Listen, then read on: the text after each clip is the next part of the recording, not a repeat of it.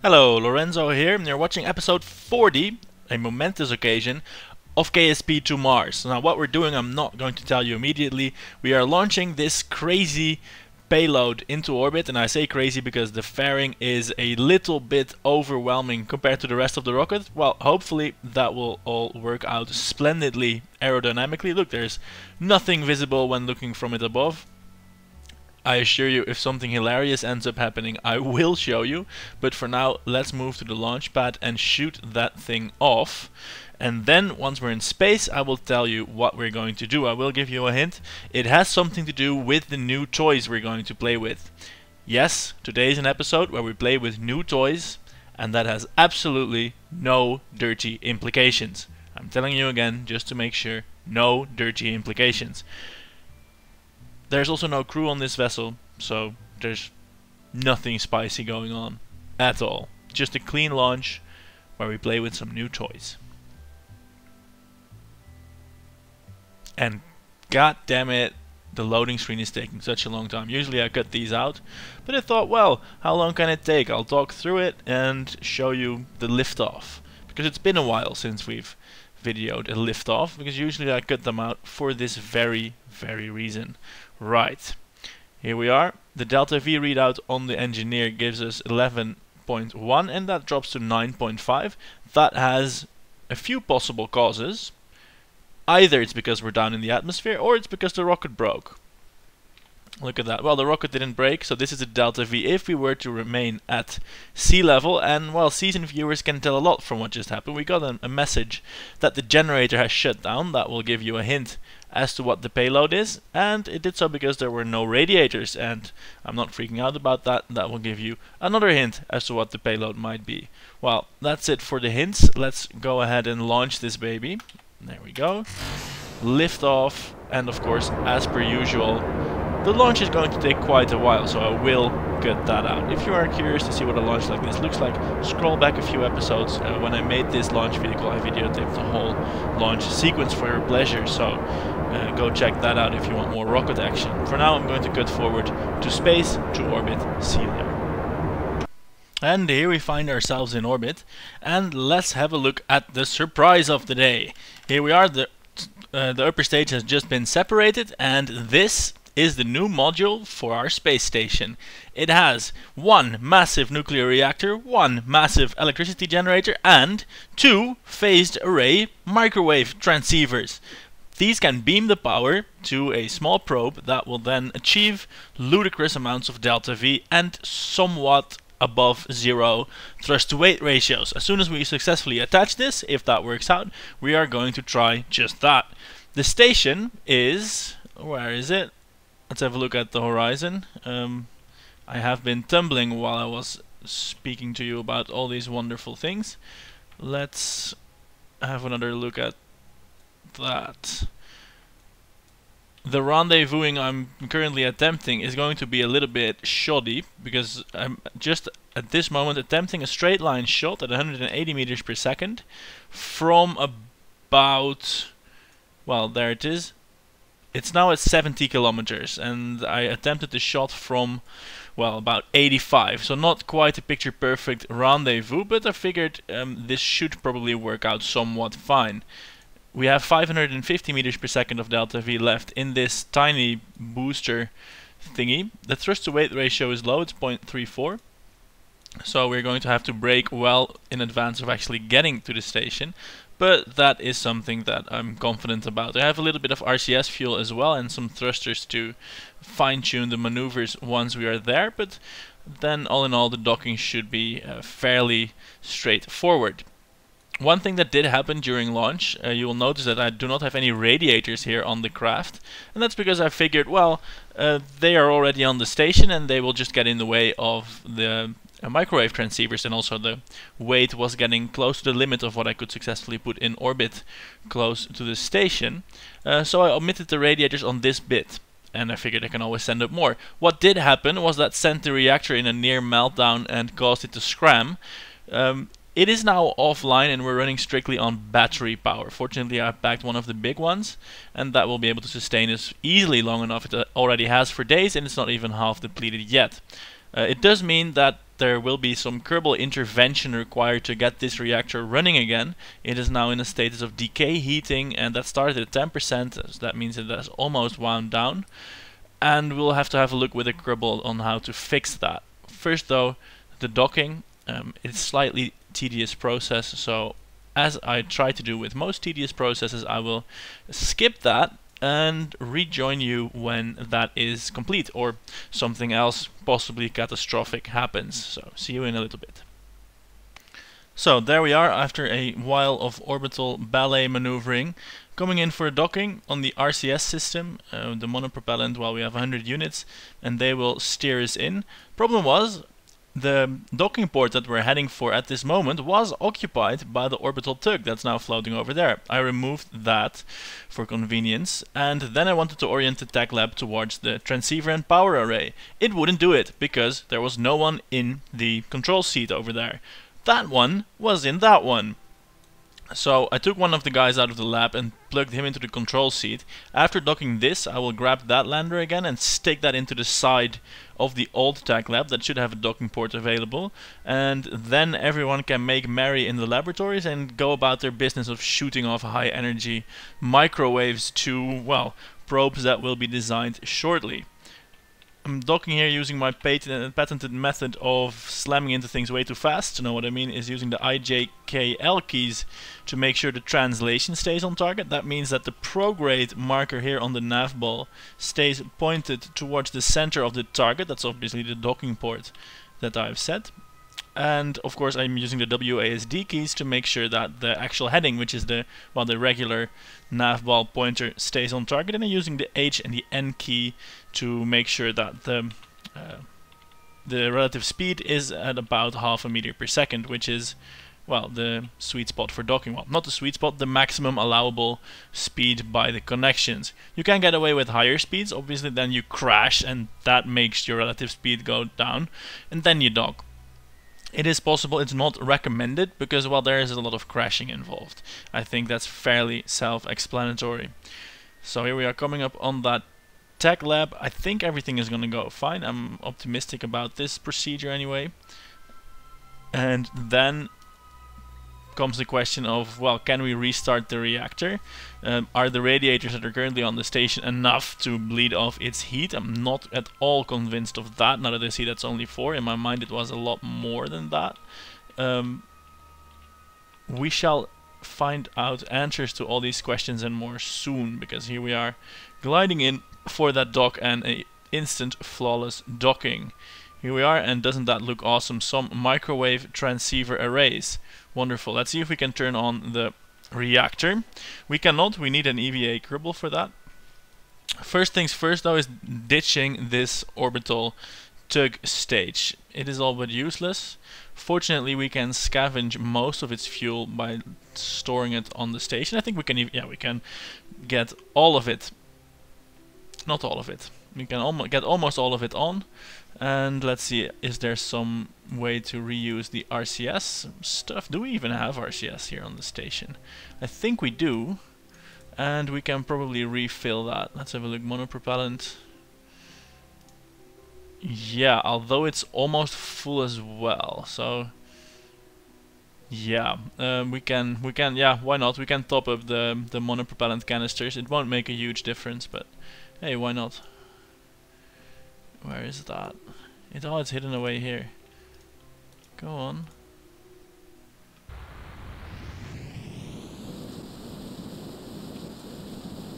Oh! Yeah, I pressed shift and that was thrusting the engines for a bit. I wonder, is our orbit now horribly ruined or not so much? No, it's now 509 by 515. Right. I don't know why I did that. There's not really a reason for it. This is a better vantage point. Here I can at least see the cans. I think I have Alzheimer's. I don't know why I can't seem to transmit these. I'll transmit, I mean why I can't make the flow happen. Right click. Ah, there we go. I have no idea why that was such a bother.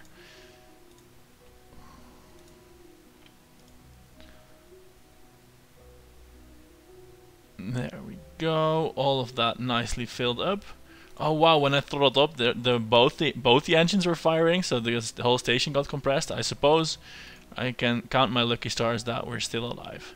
Right. So time to detach this thing.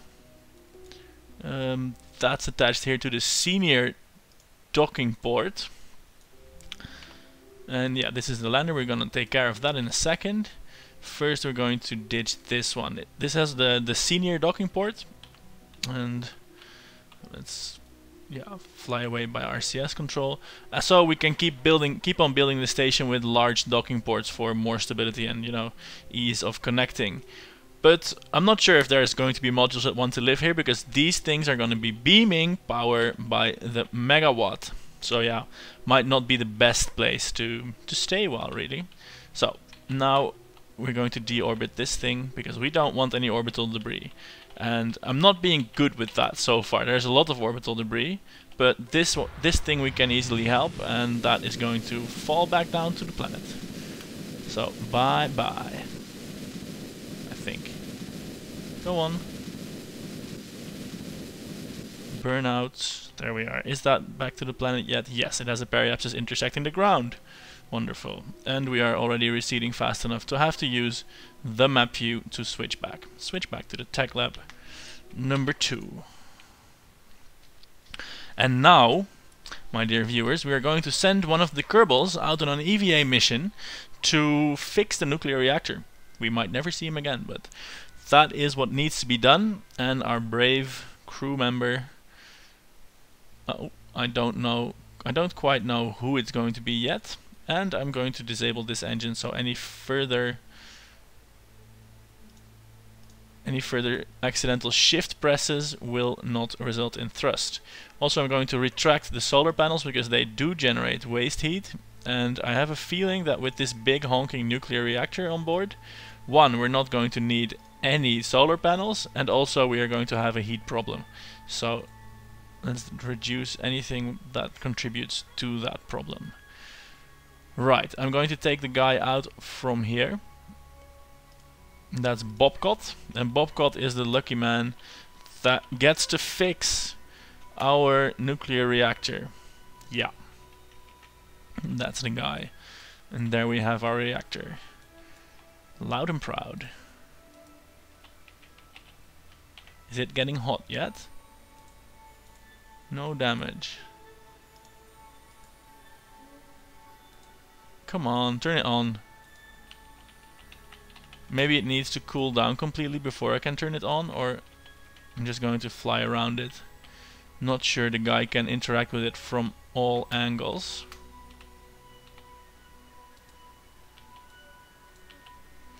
Maybe it needs to be pressed on top of the... Maybe this is the big button.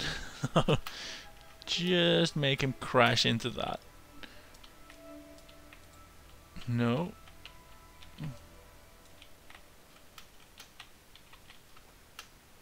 That's not it. I'm afraid of triggering the sticky keys thing again. No, that's not doing it. So I'm going to fly over to the... well, to the reactor that's fine so far. So this one shouldn't be in trouble. And that means we can probably do a test run on that. Maybe shut it down, start it back up again. So... yeah, we can do the manual shutdown on this one. Although if we do that, we have no power left at all. So let's not do that. Instead, let's just wait for a bit. And for a bit, I mean, of course, a few weeks or so. Of course, handled under time warp. To see if we can then repair this this fission thingy. No. No. Well, that's that then. The nuclear reactor is so far useless. I think maybe because we let it overheat. Oh well. I'm sure it will fix itself in due time. Well, not fix itself, but become fixable once more. So Bobcat gets to go back into the command seat. I'm going to reattach that orbital tug that I have lying around. And let's see where that is. That is here. That should not be too interesting a sequence. So I'm going to do that and then time warp forwards a long time. And return to the tech lab and see if we can then fix the reactor. So see you in a bit. And there we are. I've time warped forward about 5 days, I think. And well, let's first have a look at our wonderful station. I am liking it. I reattached the tug there with the heat radiators extended. Here we have our little plug-in tiny holdover reactor until this module could be launched, with which we did just now, with the big honking space nuke and of course the power transmitter. It now says EVA maintenance needed, so let's go ahead and do just that. So I'm going to EVA this guy here, at least, well, if I can find his crew hatch. EVA you, where are you? Go on.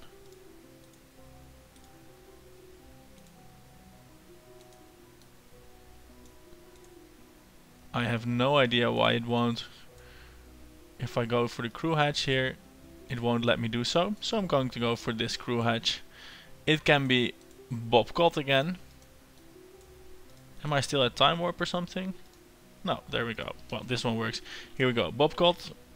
Dodge the heat radiators. I think incidentally these would be quite deadly. They say they are radiating several megawatts of heat. So if you go in front of that, you would quite rapidly be cooked.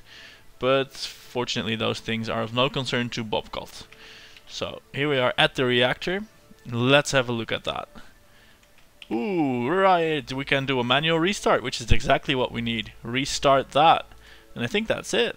Here we go, radiation levels are rising. It was 1, now it's 6 nanosieverts. Still very much safe, and I think we now have a functioning nuclear reactor on board our beamed power station. The science lab has given us 22 points in absence. This happened while I was not recording. And before I'll go back and design something to take advantage of this new beamed power station, if we can even do that, I am going to visit our labs around the moon to see how much, if any, science they will have gathered. So let's see how we're doing now. The waste heat should be rising, and it is. Here we go. Every part has a waste heat component. This is from KSP Interstellar, and well, the thing basically, this represents heating on the spacecraft. If the bars fill up, the parts shut down and become unhappy. The effectiveness, go away. The effectiveness of the radiators depends on the temperature. The hotter they get, the more efficient they radiate the heat, which is of course good. It doesn't make it easy to estimate if you're gonna make it or not, because here we're now at 840 kelvins out of 1350 max tolerance for the parts. The heat is currently rising. We can't tell whether that's going to keep happening. For one, because when the temperature increases, the amount radiated also increases, so at some point there's going to be equilibrium, unless the maximum temperature is also not good enough, and then we're going to get overheating. Additionally, this reactor is now at 25% power. This is going to increase when we demand beamed power from this. This says now it is currently beaming 1.16 megawatts. Why is it not beaming more? Oh, because we have to activate the generator. Let's do that. Activating the generator. This one is now generating 77 megawatts of electric energy, of electricity. So how much is this now beaming? It is beaming 83 megawatts. That is of course tasking our reactor at 100%. So it is now generating more heat. If we look at the waste heat, this is quite rapidly increasing. Will these radiators sustain that? I think not. I hope the reactor throttles back, as it were, to a safe level by itself, because I don't think you can set the reactor percentage. I mean, if I disable the transceiver, sure, it's going to go back to 25%, but I think these things, they suck as much power as they can, so all the reactors go to 100%. So if this does not work out well, then I don't know why this fluctuates, why it's like 82 megawatts, 82.8, I don't know why that is. The next module might very well be a long beam filled with radiators, and probably an extra nuclear reactor just for good measure. So now I'm going to point the transceiver to the planet, and we will have made ourselves a doomsday, a propulsive power beam weapon, a tool. Yeah, and we're going to pretend that station keeping is a thing that exists, and that it will keep its arrays pointed to the KSC, wherever that may be, so that we can now launch high electricity spacecraft. You will see the problem immediately. Once we are operating away from Kerbin, we will only have power about half the time, because for all intents and purposes this is a very low Kerbin orbit, and well, half the time from basically whichever point that's in the plane of the solar system, we will be occluded by Kerbin for half the time. For now that's good enough. We will have free electricity on our spacecraft half the time. But eventually, of course, we want to increase the coverage. Well, one easy way to do that is to just simply raise the orbit. The higher the orbit, the less amount of time you're actually directly occluded by the body you're orbiting. But for now, we can't really do that because the delta V on our station here is just 800 meters per second. That would not increase the orbital altitude by all that much. So for now, we're done here. Let's go to the moon and have a look at our stations there. I clicked one and I think this is probably going to be one of those stations. Mixed blessing, no, that's just the flag. We need, let's see, we need the failed lander. That's definitely a station, and I think the Luna 4 is also a station, but that's the one without a command module, so I couldn't rename it. So how much science will we have gotten from this? 34 science, and we had 22 from the one in Kerbin orbit. So that's already 55 science out of these orbiting laboratories. And let's see what this one has. Switch to this lab.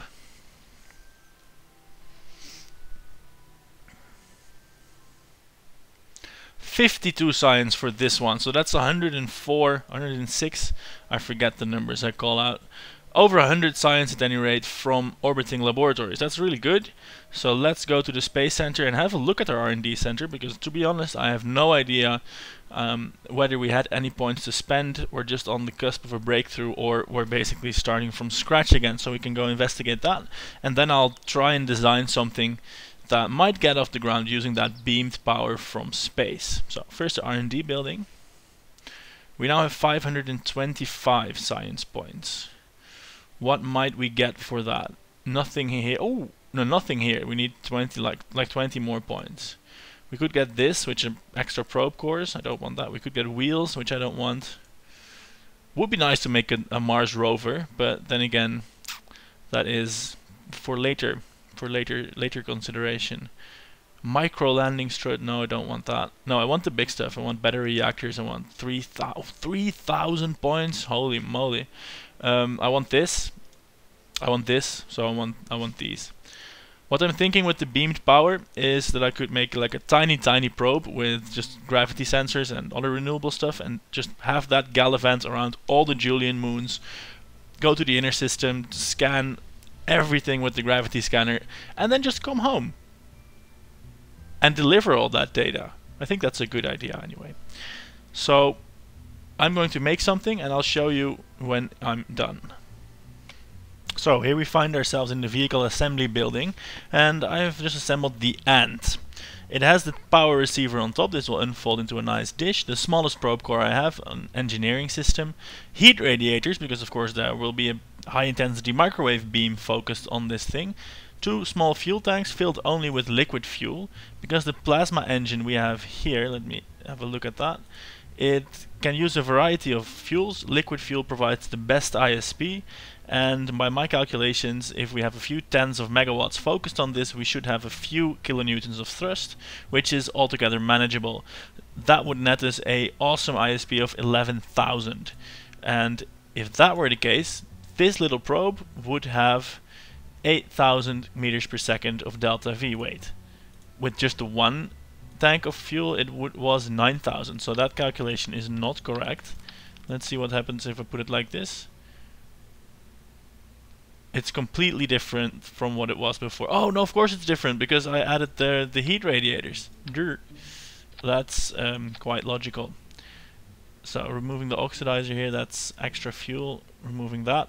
I'm going to keep it like this, less than a ton. This is a test prototype, but of course if we are going to go larger, it is trivial to add more fuel and, well, basically increase the delta V until the many dozens of it. Now this thrust to weight ratio here, it says 10. That is when operating at the maximum of the thruster, which is 3.1 gigawatts. If you remember, our reactor up in space that will be beaming power to us is 500 megawatts, of which about 30% will be transformed into electricity, of which a certain non-100% will be beamed to us, so we're nowhere near that amount of power. So our thrust to weight ratio will still be low. I want to use this thing in space, not in the atmosphere. There's no need to get it into orbit before use. I don't think that's strictly necessary, but a little bit of altitude so we can at least use it in the rarefied atmosphere. That I think is quite nice. So I'm going to stack it on top of a few solid boosters. This one here will give it a thrust to weight ratio of 5, which is overkill. So I'm going to put that at like half thrust. And that should still give it a good kick. Then below that I'm going to put another bigger SRB, and that should serve to, well, throw it up in the air really. And that, just like that, we have a very basic rocket. And this one I think I'm going to throttle back a little bit as well. Here we go, 75%. That gives us 5 kilometers per second of delta V straight off the pad, just with these two boosters. Remember, this thing weighs less than a ton, less than your car, probably. So that's a very light probe to chuck up into the air, and then when it's up there, it will deploy its antennae and start using the beamed energy. That's the plan, at any rate. We'll see how that shakes out. Put it all on a launch stabilizer so that, well, it's all stabilized. And so if I'm going to add I'm going to add a actual stabilizer, one of these, so that we might control it. So there we go. Launch the test and 12 kilometers per second out of a 3-stage rocket, of which the first 2 stages are boosters. If this thing becomes a reality, building a big power station will pay off tremendously, because we might even be able to use the plasma thruster as an upper stage. Maybe that's ambitious, but we will have unlocked the most efficient propulsion available to us thus far. Of course, the obvious drawback so far is that we can only use this with the tech lab overhead. Now, fortunately, and not entirely coincidental, that happens to be now. As soon as I deploy this thing, I'll show you real quick. Our waste heat is going off the charts. Well, that's not actually going off the charts yet. That will only happen when we activate the engine.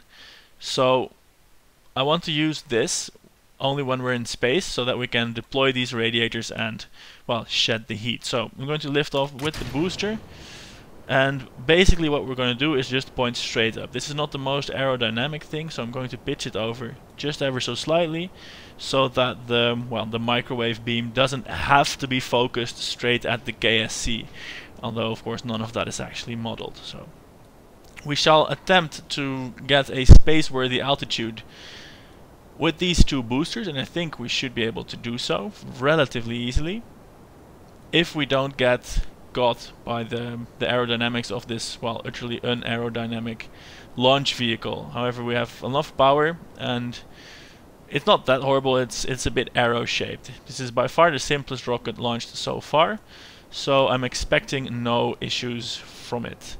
The only problem could be that I've not limited the thrust by enough, and we will be going too fast down low in the thick atmosphere. But even that, I think, is not really going to be a concern. We are well supersonic now, and just waiting for the second stage to take over. Yeah, we are getting some supersonic effects there. I'm going to just wait until we're back down to half a kilometer per second, and then kick in the next stage. There goes that. Now we're accelerating at about 3 Gs. Let's see, no, 2.5, and that's going to rise, keep rising until this booster has run out as well, and that will put us in a high parabolic arc where we can go and chase the tech lab, because of course as soon as that goes over the horizon, our fancy advanced propulsion goes right with it. So I wonder if we can utilize the high-tech thruster. We should have enough delta V to put this in orbit. If not, if it goes too slowly or other problems show up, then we will inevitably crash back, either because our radiators are insufficient or because the thrust to weight ratio is just too low and we won't make it into orbit, or because the tech lab vanishes behind the horizon and, well, fails to provide us with any more power. We're going up at almost 2 kilometers per second now. I think it's safe to say that that will get us into space where we can safely deploy our power generating dish. I haven't been smart enough to do this in the daytime, unfortunately. So let's deploy the radiators first. And now deploy the receiver. And see if we can't activate this engine. There we go. A big honking jet of plasma. I'm going to arc that this way. It does look nice with the glowing blue tail. And I'm going to angle it up, because we do want to get into orbit if at all possible. And let's see what our in-flight engineer has to say. Waste heat is building up, but not at an alarming rate. Our radiators are, well, shedding at least some of that. And let's have a look at the... Wow, we're receiving 56 megawatts. That's more than I anticipated. So that is definitely good, and we're doing so at 85% efficiency. It might have something to do with that we are in real close proximity of this tech lab. But this, yeah, this is good. This is definitely good. So 55 megawatts should translate to 5.5 kilonewtons. We are actually operating at 0.7 kilonewtons. That's definitely not 0.01 per megawatt. Wait, is it? Yes, it is. That's 0.01 something per megawatt. Yeah, I've been an idiot. I've misread that by an order of magnitude. I was expecting 10 times as much kilonewtons. This means we'll have a thrust to weight ratio of just under 1. No, just under 0.1. So that's still very low. It's probably not going to be enough to get us into orbit. But this vehicle with less mass than your car does have 8 kilometers per second of delta V. Of course, we could have made a trade-off and taken another fuel like xenon or monopropellant. That would give us greater thrust, but at a significantly reduced specific impulse. These are the things that, is so efficient that it's just getting ridiculous. I mean, we have burned now 0.2 units, not even that, of liquid fuel. So I'm looking at a probe like this, a few more fuel tanks so that it has like, I don't know, 40,000 meters per second of delta V. Launch it using a conventional rocket, just put it into orbit, and then use the beamed power on it to, well, shoot that off to everywhere really. Its thrust to weight ratio will be low. It will be this. It will be 0.1 or even less. Hey, it's decreasing. So that means the power is decreasing. I don't know what this is based on. Is it straight distance? If it's distance, then we are in trouble, because then it won't work at all for interplanetary stuff. Because obviously then the distance is going to be a lot more. Let's see if we can't set this one as a target. Set that as a target. And then we can maybe see our distance to the target from the rendezvous thingy. Tech Lab 2 distance. Let's see where we can see that. Distance 3.4 thousand kilometers. So that's still a fair amount. If I'm going to point straight at it, maybe that has something to do with things. 59.5, and I'm just going to turn around. Yeah, it has something to do with the... Ooh, look at that. If you turn the wrong way, it's kind of logical, of course. If you turn the wrong way, then, well, you're screwed. Let's see. There we go. Oh, it has only to do with how well you're pointing at the target. Oh dear. That's going to be difficult. That means you can only efficiently accelerate right towards... yeah, I want to get power again. Activate the engine. There we go. That means you can only efficiently accelerate right towards the target, unless there is a way to move this thing. I might have to look into installing one of the the hinges mods, like the Kerbal attachment system or something like that, so I could put these receivers on like a hinge. Or maybe it's not too bad. We're pointing away from it like 20 degrees. It has like a 20-30 degree freedom. So if I put receivers like this in like 4 places, put like 2 of them on each side of the ship, then I think that should also be that it should be fine somewhat. If put them like the radiators and then 4-way, that's probably fine. And one on the front. It will be a ridiculous ship that is completely covered in covered in microwave receivers, but we will have a lot of power available to us. And of course now the ongoing mission will be, rather than to explore space and meet strange new civilizations, to boldly go and all that good stuff, it will be to launch as many nuclear reactors into space as we can to increase the amount of beamed power, because then we're not close to the limit at all. We're receiving 60 megawatts now.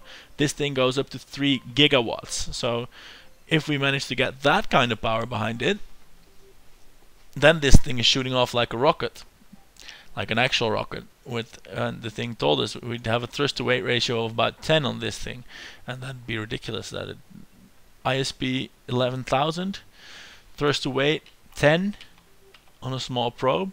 You wouldn't even have to do Hohmann transfers. You could just fly directly at a planet and just go there. So yeah, that's good things in the future of this space program. This probe, however, is not going to be quite so lucky. Also because the tech lab is fast disappearing behind the horizon.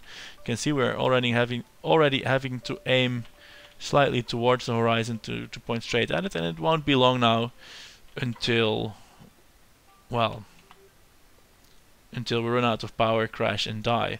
We really haven't changed our trajectory by much. We have imparted about 300 meters per second of delta V from this. This isn't actually so bad. This would be a couple hours burn at physical time acceleration levels. That's tolerable. Yeah. And there we go. The station has disappeared behind the horizon, and we are now completely helpless. Yeah, that's a problem. So this technology is not quite mature yet. We need more nuclear reactors in space. We also need better nuclear reactors so that we can conceivably generate the gigawatts required. We also need those better nuclear reactors to be very high in orbit around Kerbin so that the dead zone won't be so much. And that's about all we need. So